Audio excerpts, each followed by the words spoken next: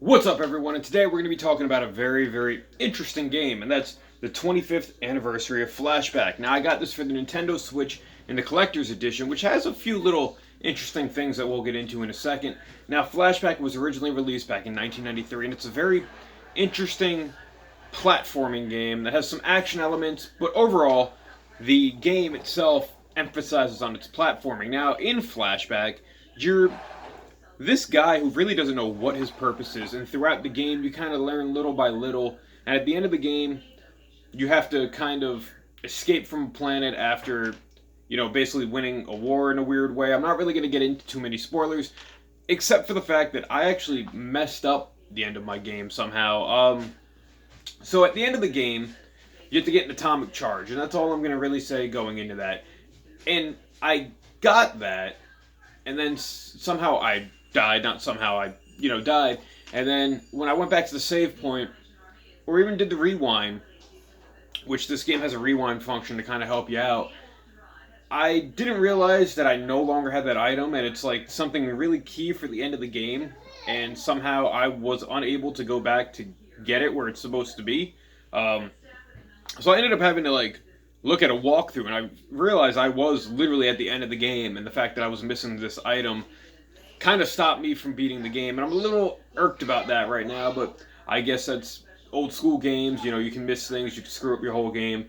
There really wasn't, I guess, a check and balances in this. But anyway, when it comes down to it, let's look at the collector's edition. Now, it comes in a nice little thick, compact Nintendo Switch box. One thing I like about it is the fact that it actually comes with a manual.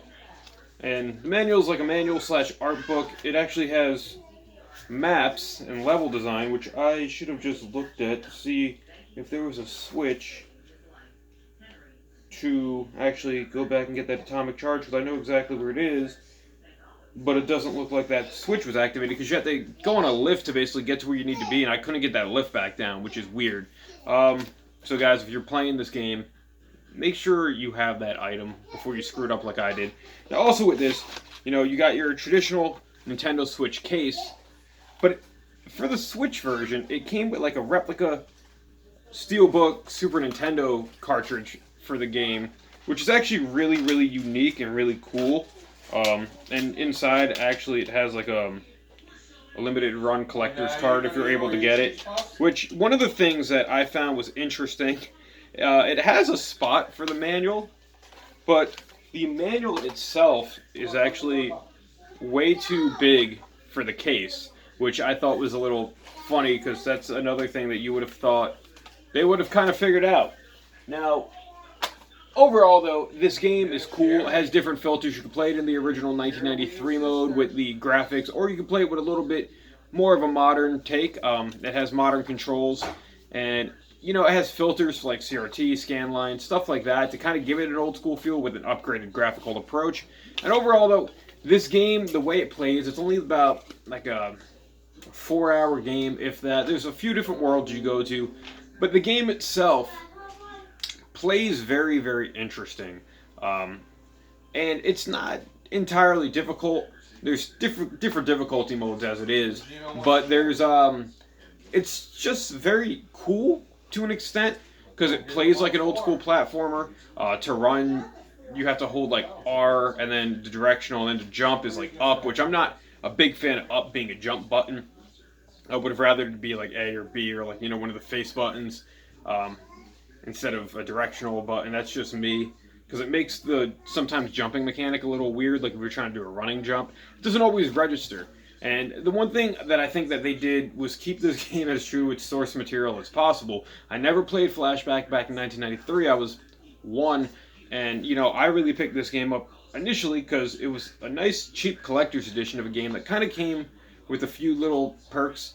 And overall, I was really enjoying this game. I was kind of sucked in, because it has a weird desolateness of an aura to it that makes it prime for adventuring. And then I screwed up at the end of the game, like I mentioned. But aside from that, I think this game is definitely worth the pickup. I don't know if you can still find the collector's editions anywhere online. It was only, I think, like $30, and I definitely would say it's worth the pickup. I just think it's funny that also the instruction manual, for whatever reason, doesn't fit in the Steelbook case. Like, I'm happy that it all fits discs in the box, because God forbid this was like creeping from the bottom. This would have just been a really weird, awkward collector's edition. But overall, if you're a fan of Flashback, I know the game apparently was huge when it first came out. I think you would have a nice trip down memory lane, but if you're more of a modern gamer, this game might not do it for you. It has really old school controls, and it kind of feels unpolished. It takes some getting used to, but I do believe that there is a charm to this game. I do believe it's fun, and if you can get past the old schoolness of it and just kind of enjoy the game for what it is and adapt, it's definitely probably worth the play, guys. If you've played Flashback Original or the 25th anniversary, what are your thoughts on it? Leave it down in the comment section below. As always, like this video, share this video, subscribe to the channel, go check out all these other videos I've put up. Until next time, see you, bye.